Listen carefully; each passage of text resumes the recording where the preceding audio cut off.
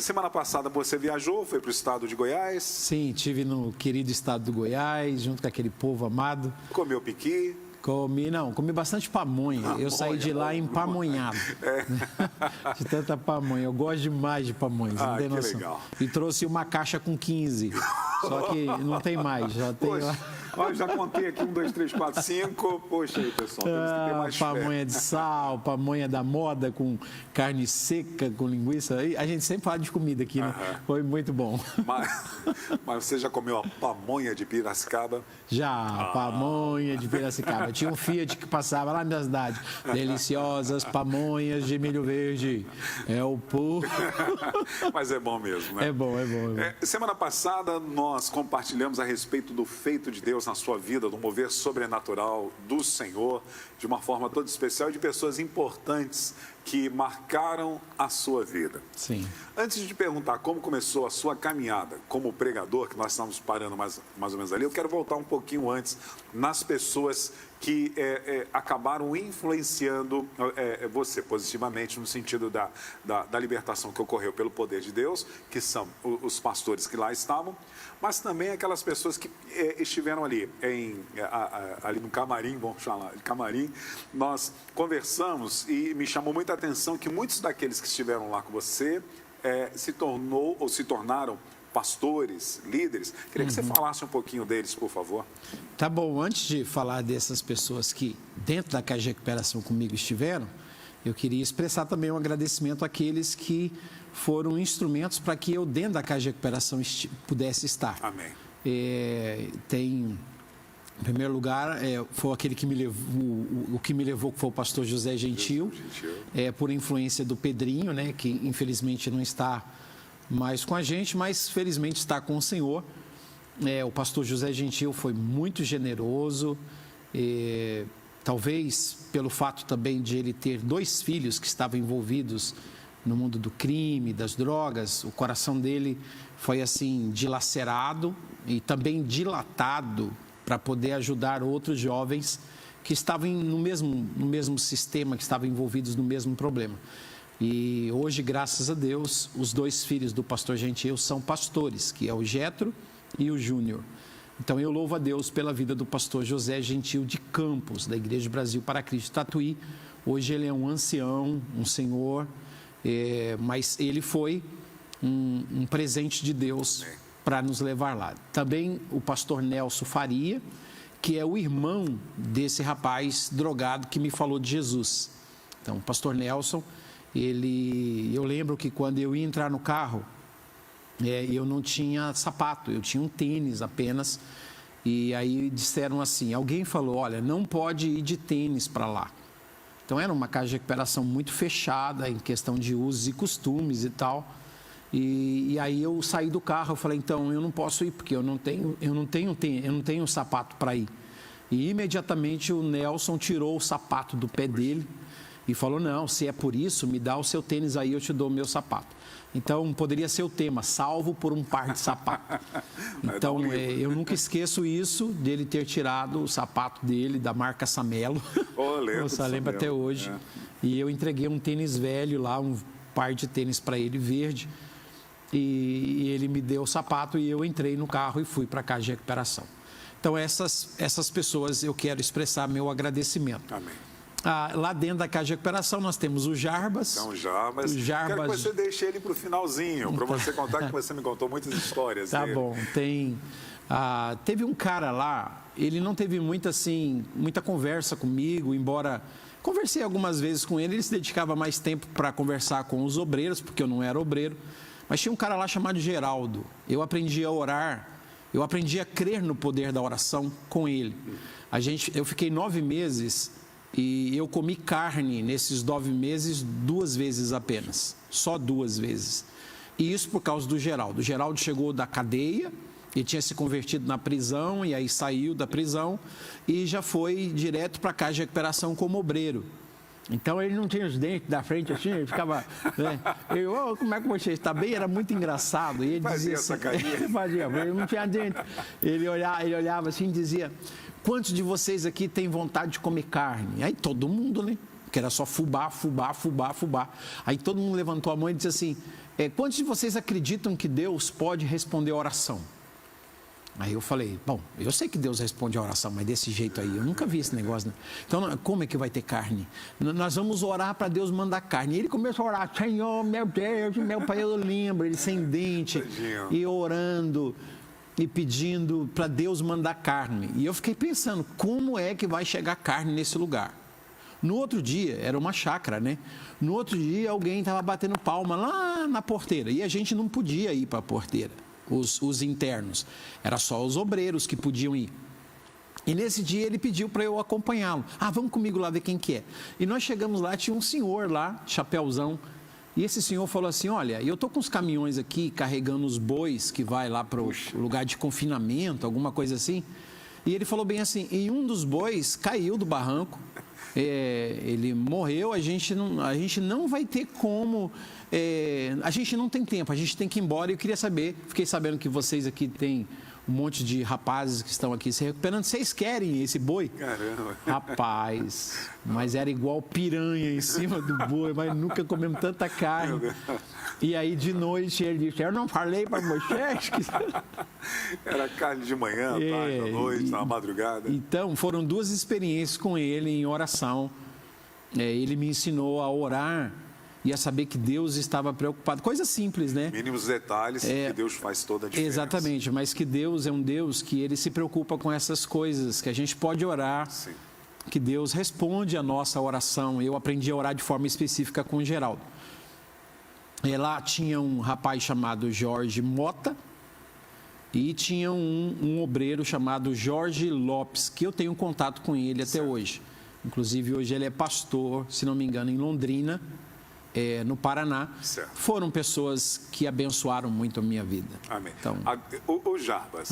Agora o Jarbas. O Jarbas foi aquele, irmãos que estão conectados aí na manhã daqui, que o evangelista Edson Teixeira começa a estar lendo a palavra de Deus para ele, porque o evangelista vai lembrar para você a deficiência que o Jarbas tinha, e dentro disso a palavra vai limpando e também vai formando uma nova mentalidade na mente do evangelista Edson Teixeira. Por favor. Então, o Jarbas, quando eu cheguei lá na casa de recuperação, eu contei aqui da outra vez que ele chegou para mim, perto de mim, quem é você? E começou a contar o testemunho dele, eu lembrei de tudo. E aí ele falou para mim, você pode ler a Bíblia para mim todo dia? Porque ele era cego, né? Isso. Aí eu dizia, tá bom. Aí eu peguei assim, ele falou, olha, a última vez que eu parei estava em Levíticos 10.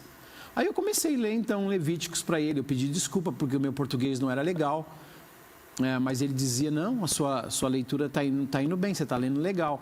E aí eu fui lendo, e aí chegou naquele versículo, e eu me santificarei naqueles que se aproximarem de mim e tal, e mostrarei a eles a minha glória. Aí ele parava e dizia assim, olha que coisa interessante. Então, quando a gente se chega diante de Deus, Deus vai ser santificado e vai mostrar para a gente a sua glória. Então, era um meio de ele também colocar a palavra dentro de mim. Não eu só lia para ele, quando na verdade era uma leitura para ser aplicada dentro de mim. E eu acho que eu fiquei uns 40 dias consecutivos lendo a Bíblia para o Jarbas, e ele contando das suas experiências. E aí, quando chegou no dia 15 de setembro, foi quando eu falei para Deus, eu acho que eu contei aqui da minha experiência, né? Sim. Se o Senhor me ama como o Jarbas está dizendo que o Senhor me ama, então me mude. E aí Deus me mudou, mas era sempre o Jarbas que dizia das coisas de Deus para mim. Só para recordar a questão dessa experiência dentro desta oração, é quando você tem uma manifestação sobrenatural de Deus. Sim. Você sente como vem um rio. Isso. Ou uma avalanche, no bom sentido, uma represa que rompe e passa sobre você. É isso? Foi isso. Foi Amém. Nesse momento que eu lembrava das palavras do Jarbas. E também foi nessa madrugada que o diabo veio para me matar, e que eu contei a experiência, que eu saí do meu corpo, e eu clamei o sangue de Jesus e voltei. Aí eu saí e eu sabia que tinha alguma coisa me perseguindo. Foi quando eu dobrei os joelhos e eu falei, Deus, se o Senhor me ama, como o Jarbas diz que o Senhor me ama, e se o Senhor tem... Eu era tão ignorante que o Jarbas dizia assim para mim, Deus tem uma obra para fazer na sua vida. Então, obra para mim era assim, o cara pegar um gesso e trabalhar e fazer uma imagem, ou pegar uma madeira e esculpir nela uma obra. Eu não entendia essa linguagem evangélica. Aí eu dizia, o Jarbas está dizendo que o senhor tem uma obra para fazer na minha vida. Então, eu imaginava assim, Deus me esculpindo, né? Então, e é isso mesmo, Glória né? a Deus, Também. Trabalhar artesanal de Deus na nossa vida. E foi essa madrugada. Mas o Jarbas, hoje ele é pastor em Sumaré. E casou. Casou com uma modelo. Na época, eu lembro, há 25 anos, eu falava assim para ele, cara, se você pudesse enxergar o jeito que a sua esposa é bonita. É a Rosângela, muito bonita. Se eu não me engano, hoje ele tem 2 filhos. Então, o Jarbas foi um camarada. Posso contar uma experiência rapidinho? Por favor, até 2. A gente estava lá em Goiás e o Jarbas pegou o microfone assim e numa feira. A gente foi numa feira, levamos uma caixinha de som, uma cidade chamada Goianápolis. E ele estava dando testemunho na feira e algumas pessoas começaram a jogar tomate. E tinha um paredão atrás assim, o tomate e os ovos batiam lá no paredão e caíam algumas gotinhas na gente. Aí o Jarbas parou assim e o Geraldo estava junto. Ele falou assim, Geraldo, tirou o microfone assim e disse, Geraldo, tá chovendo? Aí o Geraldo disse, não tá chovendo não, estão jogando tomate e estão jogando ovos na gente. Aí ele pegou assim o microfone, entregou para o Geraldo e pegou a camisa dele assim, abriu a camisa dele assim, tirou, ficou sem camisa. E aqui tem um buraco de 45, aqui tem um buraco de 44. Caramba. 2 tiros no peito, que lá atrás tem aquelas cicatrizes enormes. Aí ele falou bem assim, pó de arroz, você está jogando tomate aqui, está jogando ovo? Olha isso aqui, rapaz, aqui foi um tiro de 45 no meu peito. Você quer olhar aqui atrás para você ver o tamanho do buraco que ficou? Olha aqui a minha cara. E ele abria assim, não tinha o globos, né? O globo ocular, e dizia, olha aqui, rapaz, aqui foi um tiro de dum-dum. Caramba. Saiu Saiu lá atrás, esse aqui estourou meu nervo óptico, saiu aqui, ó. Eu levei 12 tiros. Você está achando que tomate vai fazer mal para mim? Você está achando que ovo vai fazer mal para mim? Cara, parou a feira. E ele continuou falando. Aí ele achou estranho, porque estava um silêncio. Aí ele tirou o microfone e disse assim para o Geraldo, está acontecendo alguma coisa? O Geraldo disse, Deus está agindo, Deus está agindo. E eu lembro que ele fez naquele dia o apelo, nessa feira coberta, muita gente aceitou Jesus, muita gente. Depois ele foi entrevistado na Silvia Popovic, ele gravou também, o cara, ele foi uma bênção, ele é uma bênção na minha vida. Jarbas de Almeida Filho. Glória a Deus. Para encerrar essa questão dessas pessoas que foram significativas na sua vida, como você resumiria na totalidade as lições que você aprendeu com cada um deles? Puxa vida, eu aprendi sobre oração, eu aprendi sobre fidelidade, eu aprendi sobre perseverança.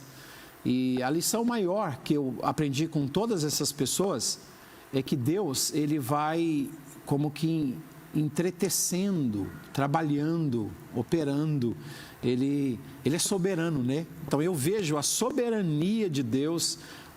Ele usou para me colocar dentro de um carro, outro ele usou para me colocar dentro de uma casa de recuperação, outro ele usou para colocar o evangelho dentro de mim, outro ele usou para me colocar no mundo para pregar o evangelho.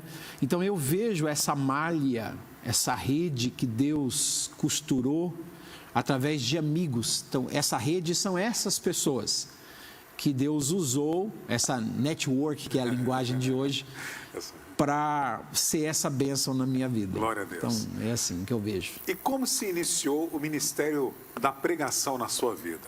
Puxa vida. Como você sentiu esse chamado e como foi todo esse processo? Tá bom. Lá na casa de recuperação, tinha assim um costume de se ler. Dia 1, lia Provérbios 1. Dia 2, Provérbios 2. Dia 3, Provérbios 3. E assim sucessivamente. Certo. Então, por causa disso, eu sei que esse aconteceu no dia 6 de outubro de 1987, que eu me converti no dia 15. E a leitura, naquele dia, era de Provérbios capítulo 6, que era de acordo com o dia. Quando o mês era menos ou mais, então lia-se 2 provérbios, mas sempre para encaixar no dia. E o evangelista Jorge Lopes, que estava lá na frente, ele lia 1, E assim a gente ia cada um lendo um versículo de Provérbios. E caiu na minha vez de ler Provérbios 6, versículo 6. E o versículo 6 diz assim: vai ter com a formiga, ó preguiçoso, siga o seu caminho e seja sábio. Cara, eu não estava acreditando que Deus, o soberano, o Criador, tinha colocado formiga na Bíblia. Então eu fiquei assim, porque eu sempre fui assim, quando eu não ia na escola em São Paulo, eu fingia que ia para a escola, mas na verdade eu ia para o fundo de uma igreja católica e eu ficava pegando as formigas e eu jogava para as aranhas.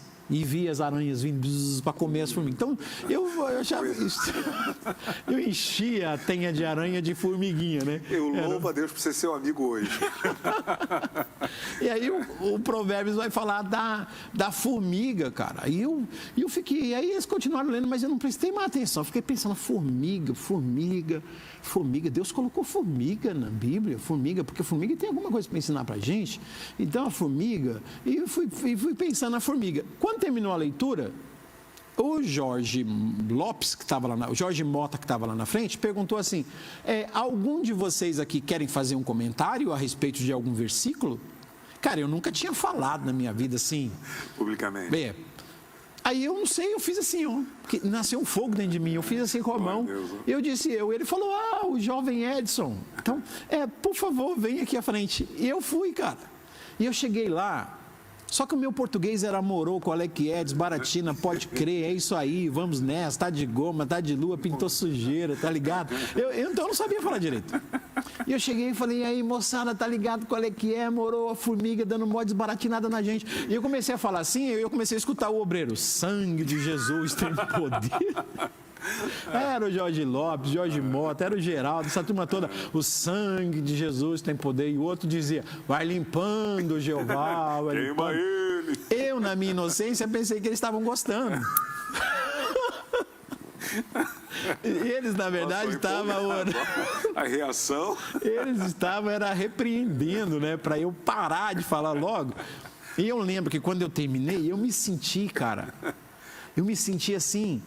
muito feliz, porque jorrou, era como que uma fonte tivesse desentupido dentro de mim, embora na época eu não sabia usar essas palavras, mas como que se tivesse uma fonte e desentupiu a fonte e começou a jorrar.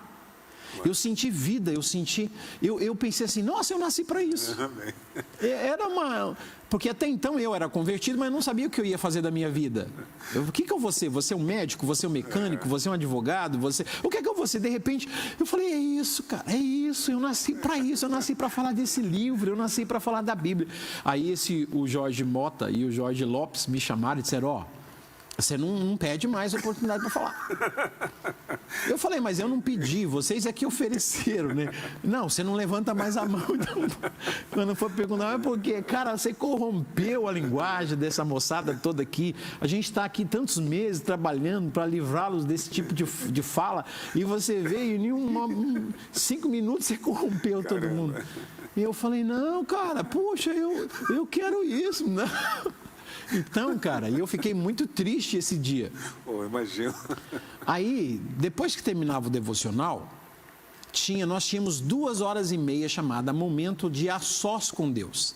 Então, terminava o devocional às 9 da manhã e tinha um a sós com Deus, que ia das 9 até às 11h30, 11h45, que era a hora que a gente tinha que escutava um sininho, que era para ir para o almoço.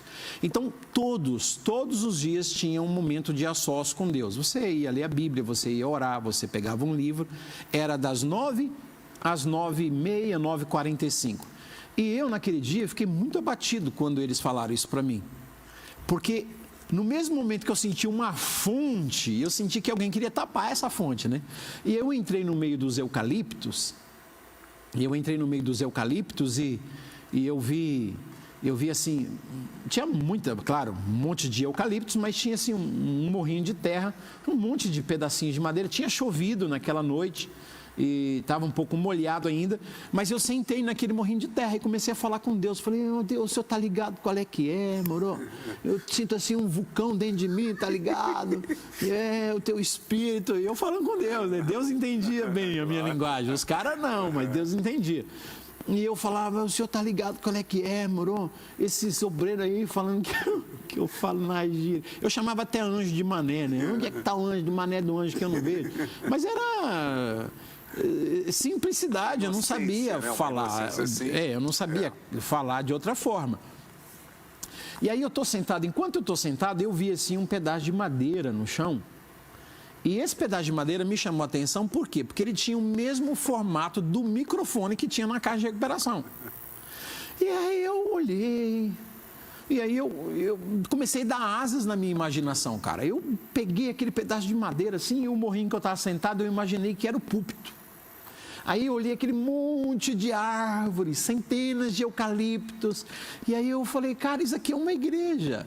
Então eu olhei para um lado, olhei para o outro, não tinha ninguém para me ver, peguei o pedacinho de pau, subi, imaginei assim o Jorge Lopes ou o Jorge Mota, dizendo, vamos ouvir agora a poderosa palavra de Deus com Edson Teixeira. Eu não sabia que era ser missionário, pregador, nada. É a poderosa palavra de Deus com Edson Teixeira. E aí eu subi no morrinho de terra e olhei para aquele monte de eucaliptos. E eu, na minha imaginação, era um monte de gente. E eu disse, imitando eles lá, né? Eu vos saúdo com a doce paz do Senhor Jesus. E o vento batia, cara, aquele barulhão de vento. Na minha imaginação era aquela multidão dizendo amém. E eu lembro que eu fiquei todo arrepiado. E a primeira pregação que eu fiz foi Mateus capítulo 8, a cura do leproso. Então eu preguei, eu comecei a pregar, eu acho que era umas 9h20, 9h30. Eu só fui parar de pregar lá no meio desse eucalipto, como de longe eu escutei, acho que era 11h30, 15 para meio-dia, eu escutei o sininho, blém, blém, blém, blém, blém, que era para a gente reunir para orar para o almoço. Então eu voltei, quando eu vi, eu estava todo suado e o meu microfone, pedacinho de madeira, parecia que tinha nevado, de tanta saliva. Então eu escondi e eu disse assim, amanhã eu volto. Então, você tinha quantos anos? Eu tinha 18 anos. Foi assim que começou a minha pregação. Evangelista, você compartilhando que o seu primeiro sermão para os eucaliptos como público, o microfone, uma madeirinha, uma imaginação fértil da linguagem da fé como uma criança. É, isso mesmo. Né? E qual foi a experiência ímpar com a pessoa do Espírito Santo? Você comentou, você ouviu uma voz profética lhe dando uma direção. Como seria a jornada da sua vida dali para frente? Sim, a voz de Deus muito audível, eu ouvi foi enquanto eu pregava para os eucaliptos. Claro que não foi logo ali, eu li a Bíblia a noite inteira, eu não tinha sono, porque eu queria ler a Bíblia, eu não podia perder tempo.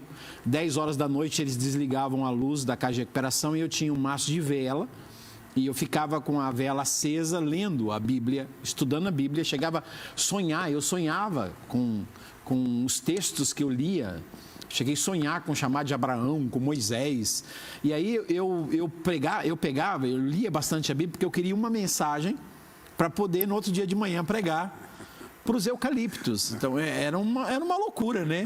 Mas eles correspondiam com o vento para lá e para cá. Era um barato. Nunca faltaram nenhuma reunião. Glória a Deus. Chuva ou sol, as minhas ovelhas estavam lá. Chegavam antes. Sim, nunca murmuraram da minha pregação, mas também nunca me deram oferta, né? Mas estava lá. E um dia, pastor Vanderlei, eu estava pregando para os eucaliptos. Eu lembro. Eu não sei explicar para você, não foi um raio que eu vi, não foi um relâmpago, eu não escutei trovão, mas uma luz, tipo de um laser, não tem esse negócio que esses meninos brincam hoje, um laser assim, era um tipo de uma cor de safira, essa luz, ela passou muito rápido entre os eucaliptos e ela entrou nesse meu ouvido, no meu ouvido direito, a luz veio na minha direção e eu sei que ela entrou no meu ouvido, Claro que essa foi uma experiência minha, não vou dizer que as pessoas têm que ter essa experiência, ver a luz. A sarça ardeu só para Moisés, a sarça não ardeu para Josué, nem para Abraão, a sarça só ardeu, não adianta procurar uma sarça para arder. A capa só foi jogada sobre Eliseu, não foi jogada em outra pessoa, então cada um tem um chamado específico.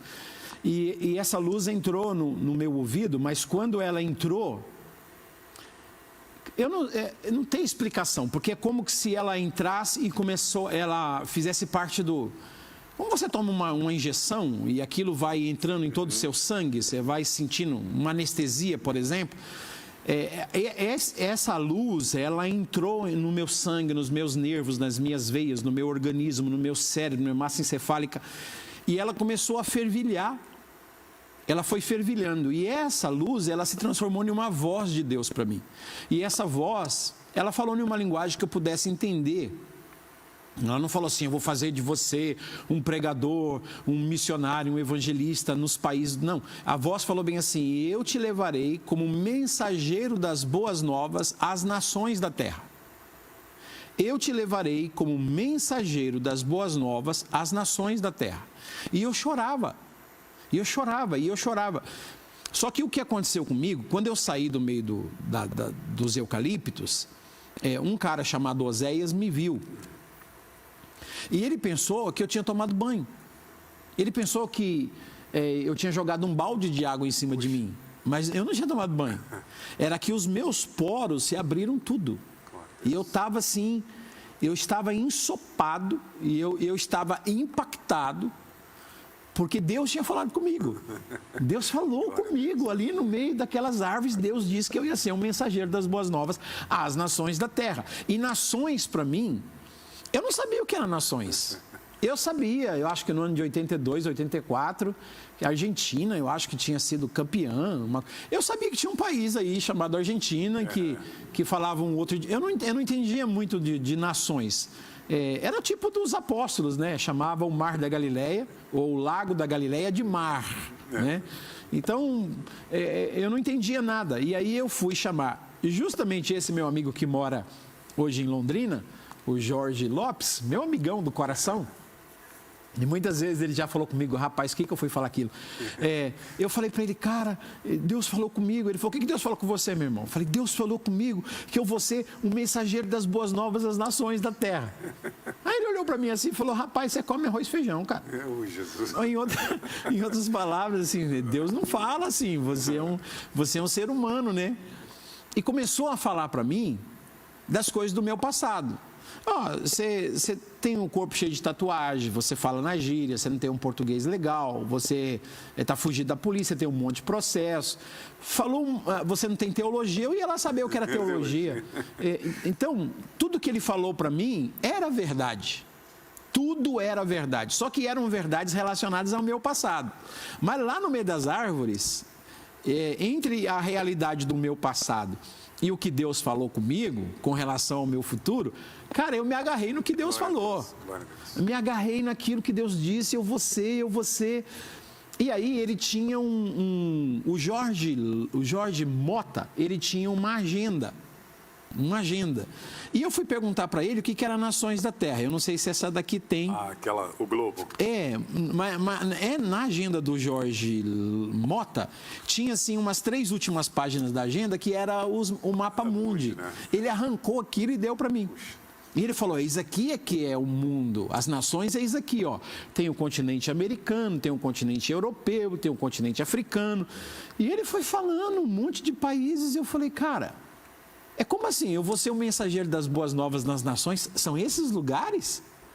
Ele falou, se Deus falou com você, são esses lugares. E eu nunca me esqueço, cara, que eu li a Bíblia com o meu mapinha dentro.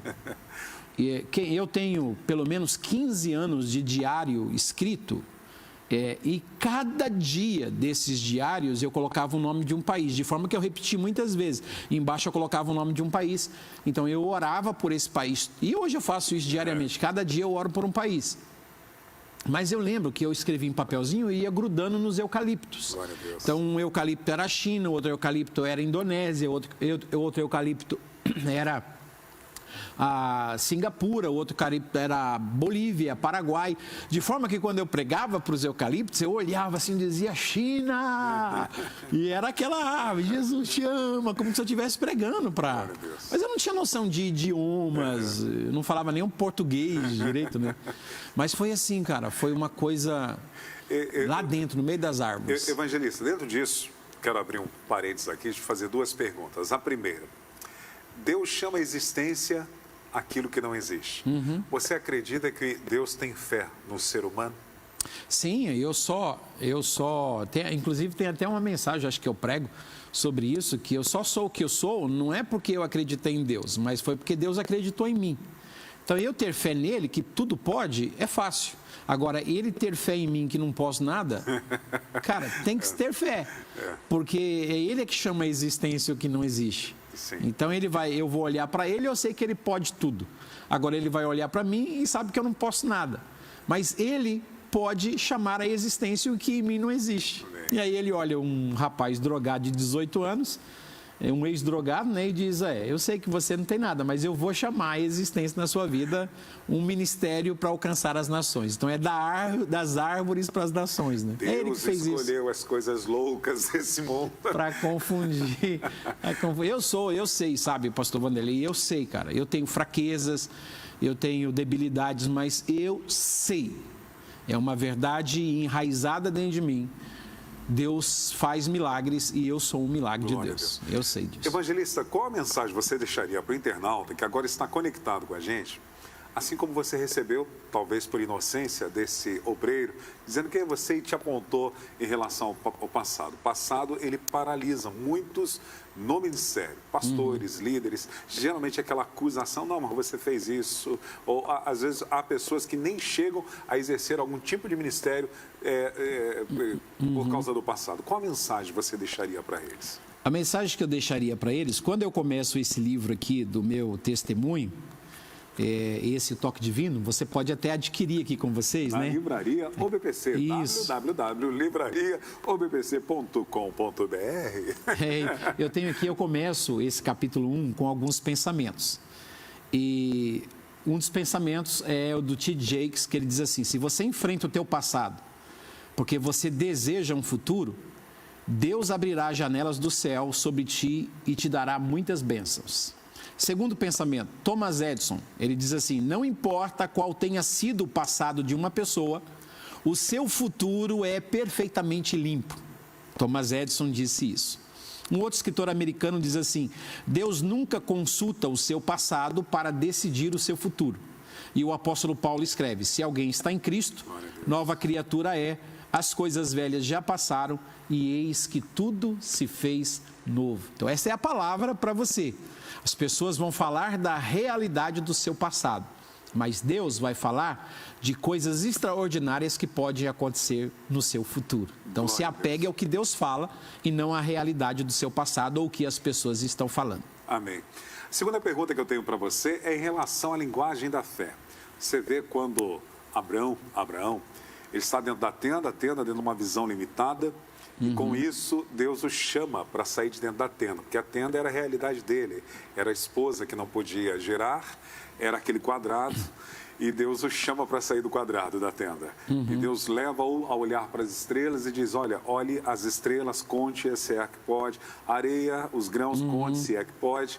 Você acredita que essa linguagem da fé, ela foi instrumentalizada na tua vida no fato, que eu vou chamar de um ato profético, do seu amigo rasgar as páginas do mapa, porque, na verdade, hoje, nós vamos chegar ainda na entrevista nesse ponto, isso já se cumpriu quantas e quantas vezes, né? Sim. Mas é uma linguagem da fé, é um ato profético, ele rasga o mapa mundi, te dá, você coloca na Bíblia, posteriormente você começa a colocar o nome de cada país em cada eucalipto e pregar.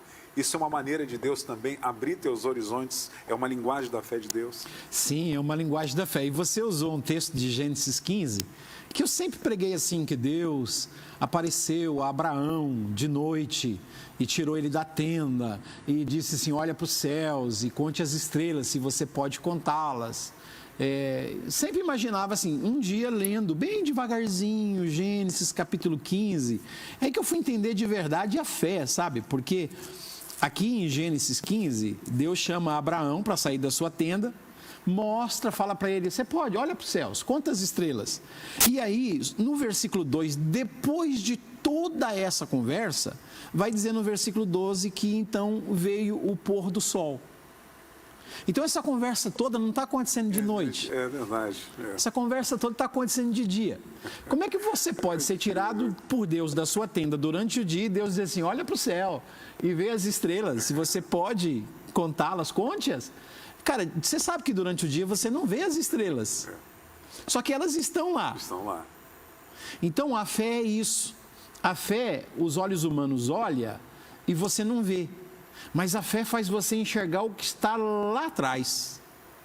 E o interessante é que quando a noite vier, que o noite é um símbolo de provação, de luta, é aí que você vai conseguir ver a realidade daquilo que você enxergou quando não se podia Glória ver. a Deus.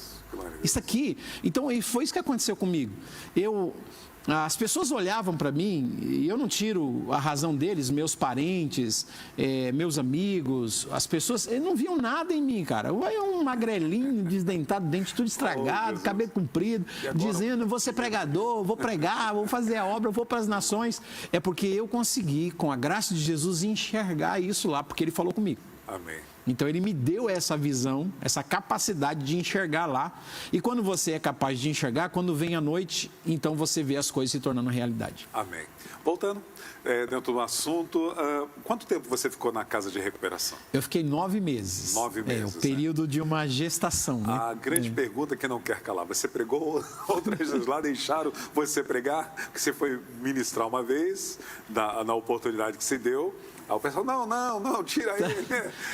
Mas aí teve outras oportunidades para ministrar na casa. Por incrível que pareça. Depois eu acho que num outro programa eu vou contar como é que me pegaram pregando para as árvores. Não, mas dá tempo. Posso contar agora? Pode. Então, eu sempre era escondido, ninguém sabia que eu pregava para as árvores. Só depois que nós mudamos para uma outra casa de recuperação, que esse Oséias se juntou a mim. Então, era 2 doidos pregando para as árvores. Mas ali, no bairro Balbo, era só eu entrava escondido lá no meio dos eucaliptos e lá eu pregava, sem ninguém ver. E um desses dias eu estou lá pregando e o presidente da casa de recuperação chamava-se Pastor Francisco, a gente chamava de Chico, né? Que hoje mora na Flórida, nos Estados Unidos. E eu estava pregando para as árvores, e eu pregando Mateus 7, versículo 7, pedir, dar-se-vos-á, buscar e achareis, e tal, e estou pregando. De repente eu olhei lá no canto assim, eu vi a cabecinha dele. Ele estava assim, ó. Cara, eu fiquei tão sem jeito, mas tão sem jeito, que eu fingi que eu estava fazendo uma peça teatral. Que eu estava mexendo com o tchaco, né? Não sei o quê. E ele dizia assim para mim, quando ele fazia assim, ó, era capelinha, né? Capelinha só ia lá o pessoal que ia levar a cacetada. Eu nunca tinha entrado na capelinha. Ele fez assim, capelinha. Eu falei, aí eu falei, já vou, dá um tempo aí. E o vento batendo, dá um tempo aí. E para eu tentar recuperar a minha cor. Porque eu acho que eu fiquei amarelo, fiquei azul, fiquei roxo. Mas foi uma vergonha.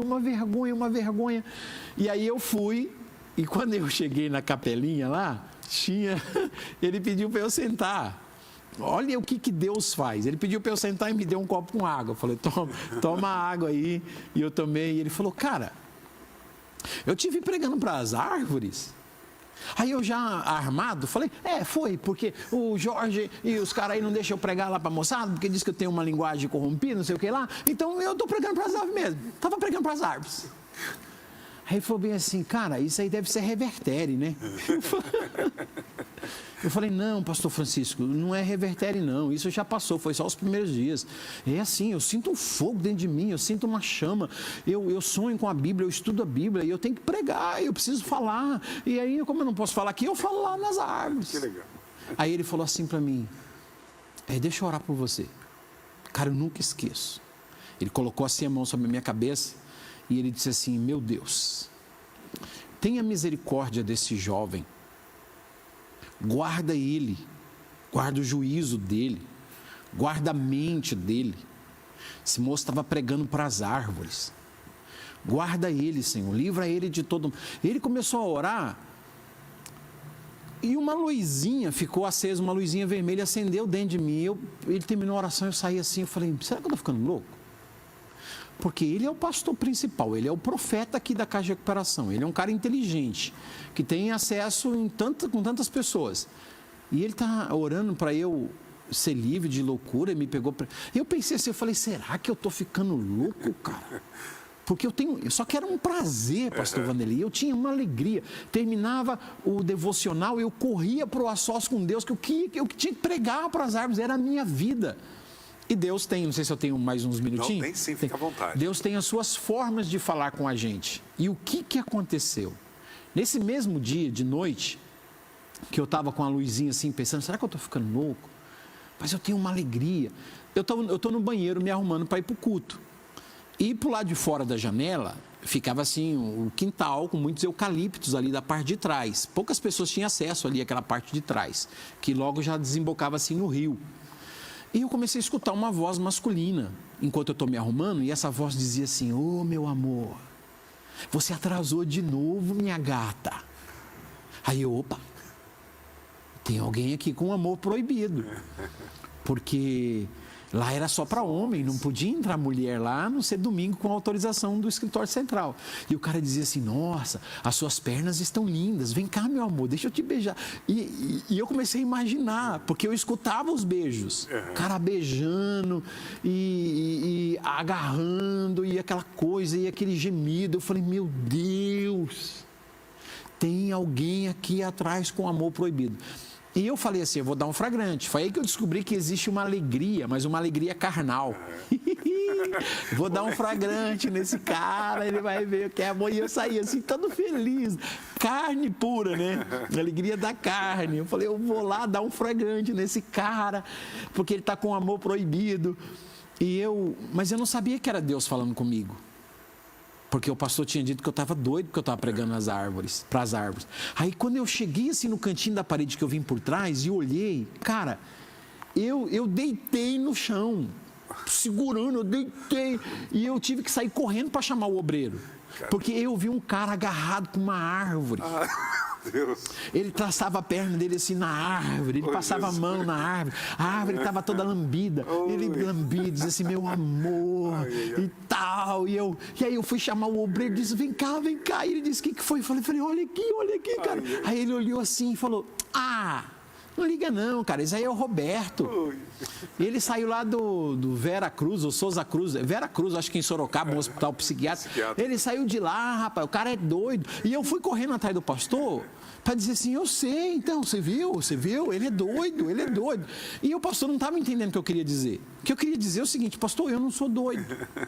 Porque eu só prego para as árvores. Ele tá fazendo... Doido é o Roberto, que agarra a árvore, que lambe a árvore, que beija a árvore, que ama a árvore.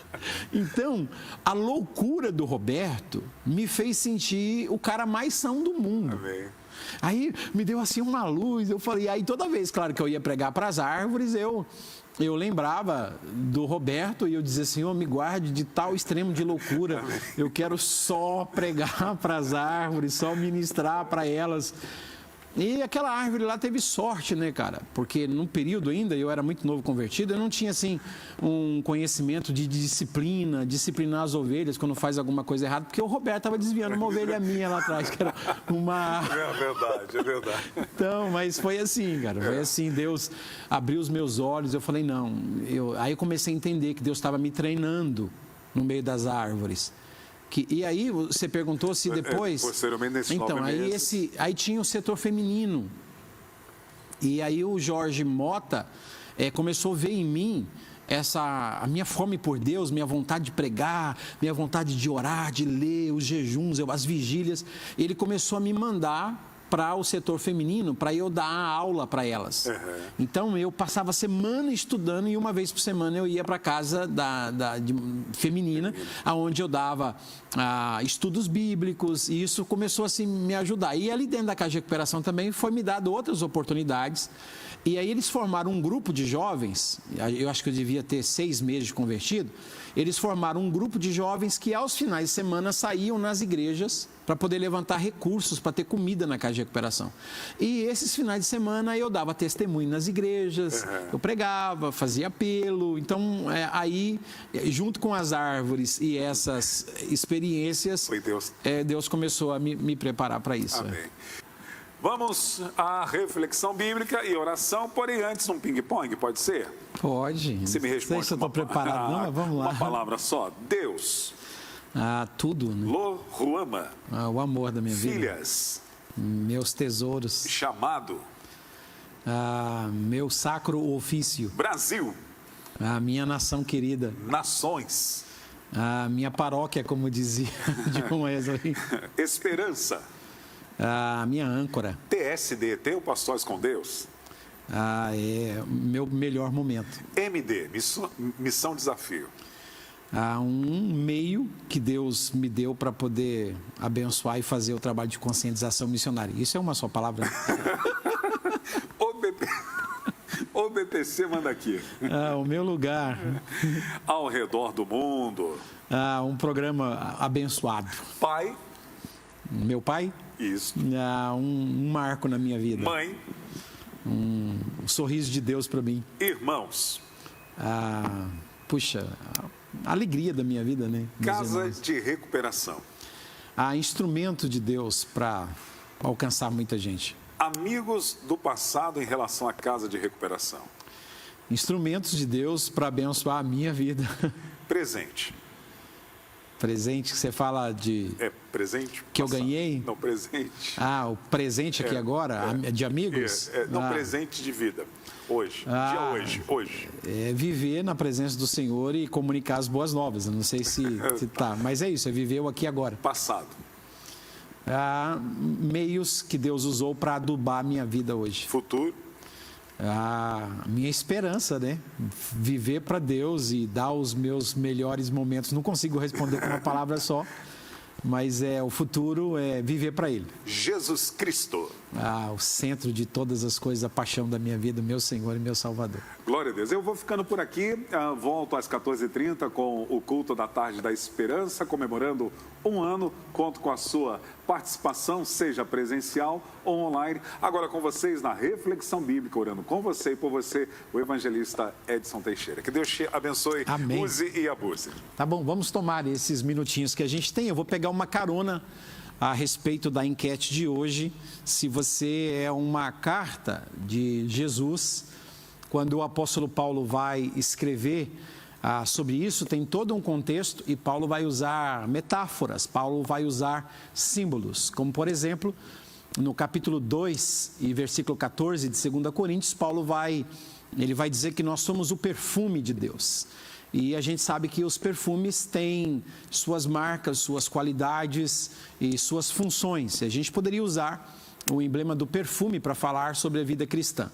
Depois, então, ele vai entrar no capítulo 3 e logo no versículo 2 ele vai usar um objeto, ele vai usar uma carta para nos comparar na vida cristã. Ele vai usar uma carta. Depois você vai ler no versículo de número 11 a 13, 14, 15, ele vai usar um véu.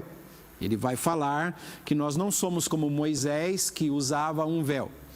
Depois, no capítulo 4 e no versículo 7, Paulo vai dizer: nós temos esse tesouro em vasos de barro, para que a excelência do poder seja de Deus e não da nossa parte. Esse é um novo instrumento, objeto que ele está usando. E tudo isso que ele está usando é para impregnar verdades no coração das pessoas, de forma que quando essas pessoas tiverem acesso a qualquer um desses objetos, as verdades espirituais possam ser aplicadas e serem lembradas. Pegou um frasco de perfume, o povo da cidade de Corinto já ia lembrar das verdades que Paulo tinha falado sobre aquilo. Se pegasse uma carta para escrever, também já viria à memória daquelas pessoas as verdades que Paulo escreveu. Se pegasse um véu, uma cortina, da mesma forma, um vaso de barro, as verdades que Paulo tinha anunciado, verdades espirituais, usando essas coisas materiais, viriam à mente dessas pessoas e elas então se lembrariam e jamais esqueceriam os princípios que ali tinham sido ensinados. Capítulo 5 e versículo 20, ele usa mais um exemplo, que ele diz: de sorte que nós somos embaixadores de Deus. E no capítulo 6, para eu terminar, ele diz assim: nós somos cooperadores de Deus. Então Paulo vai usar aqui pelo menos 6 símbolos para trazer aplicações para as nossas vidas. Ele vai falar do perfume, da carta, ele vai falar do véu, ele vai falar do vaso, ele vai falar do embaixador e ele vai falar do cooperador. Claro que eu não vou pensar com vocês sobre isso, mas pelo menos a carta. Por que que Paulo nos compara a uma carta? O que é uma carta? Em primeiro lugar, uma carta é alguma coisa enviada. Hoje nós temos o envio de e-mail, text message e tantos outros meios que a gente usa, mas a lição é a mesma, é alguma coisa para ser enviada. E quando a gente lê a Bíblia, nós sabemos que nós somos enviados. Ele nos enviou. Nós somos pessoas enviadas por Deus a esse mundo. Nós somos portadores de algo de Deus. Deus nos enviou. Nós temos uma missão. E a segunda lição é: uma carta, ela não pode ser enviada em branco. Você sabe disso. Uma carta tem uma mensagem. A carta é portadora de uma mensagem.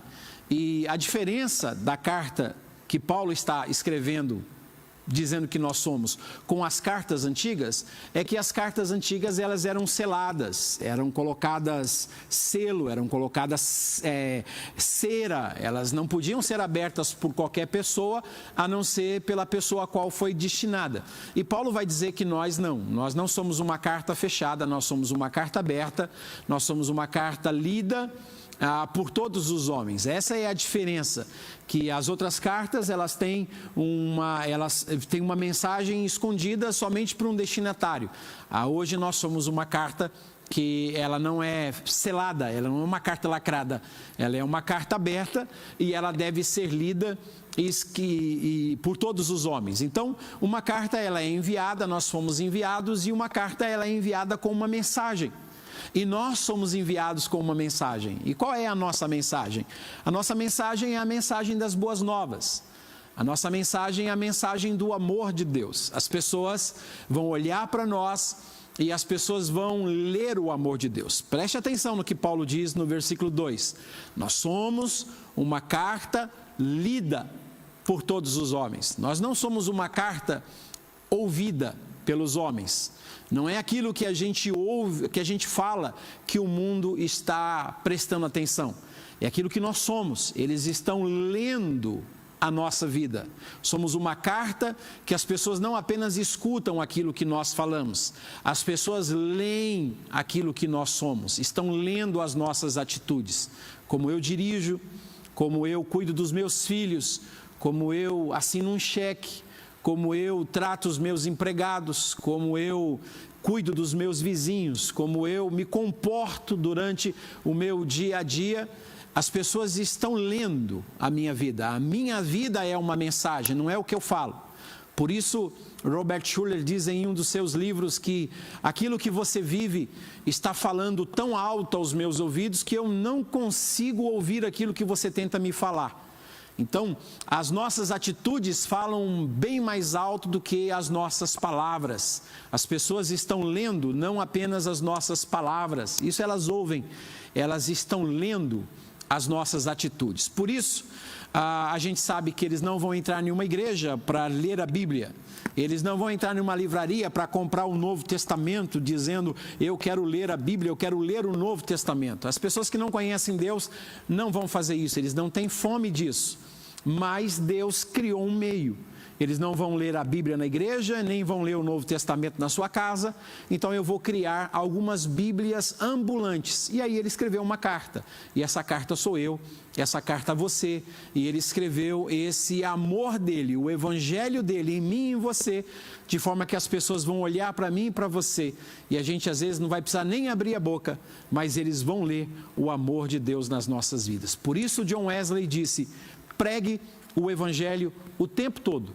E quando for necessário, use as palavras. Ou seja, a minha vida é a maior pregação, porque as pessoas estão lendo a minha vida. Deus abençoe a sua vida, o Senhor te guarde, te prospere e até a próxima, em nome de Jesus.